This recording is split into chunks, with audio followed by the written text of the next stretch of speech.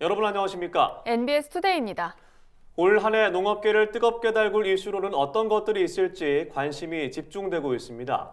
이에 한국농촌경제연구원은 최근 대내외적 여건을 고려한 10대 농정 이슈를 발표했는데요. 그 첫 번째 이슈로는 심각한 일손 부족을 해소하기 위한 농업 노동력 확보가 꼽혔습니다.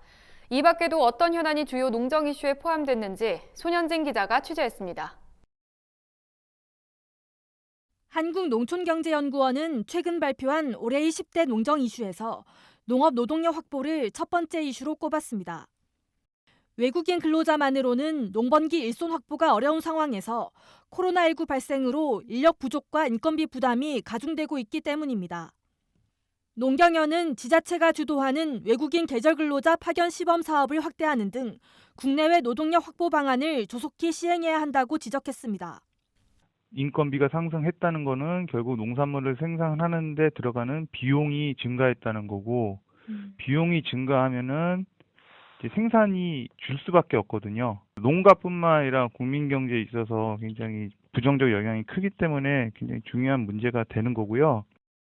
농촌 일손 부족의 근본 원인이 되는 지방 소멸 위기와 농가 고령화 해소 방안에 대한 요구도 높아질 전망입니다. 65세 이상 농가 비중은 2000년부터 2019년까지 연평균 1.3%포인트 증가했고 2030년에는 약 60%에 이를 것으로 관측됩니다. 농경연은 중장기적인 농촌 공간 계획과 함께 농업의 디지털 전환, 농촌이 주도하는 사회 서비스 혁신 방안이 필요하다고 주문했습니다.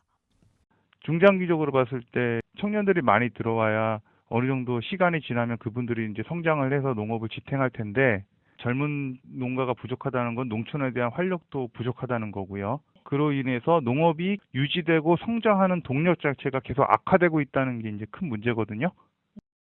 오는 2월 발효되는 RCEP과 함께 정부가 가입을 추진 중인 CPTPP 등 거대 자유무역 협정에 대한 대응 전략도 올해의 농정 이슈로 지목됐습니다. CPTPP의 경우 축산과 채소, 과일류에 대한 추가 개방 요구가 있을 것으로 예상돼 농업계에서는 가입을 반대하는 목소리가 커지는 실정입니다. 올해는 농업 농촌의 공익적 역할도 더욱 주목받을 것으로 예측됩니다. 농경연은 농업 농촌의 다양한 공익적 역할을 담아낼 수 있도록 현행 선택직불제를 확대 운영해야 한다고 강조했습니다. 이 밖에도 농업계의 산적한 현안을 풀어나가기 위한 차기 정부의 농정 전략도 올해 주요 이슈가 될 것으로 전망됐습니다. MBS 손현진입니다.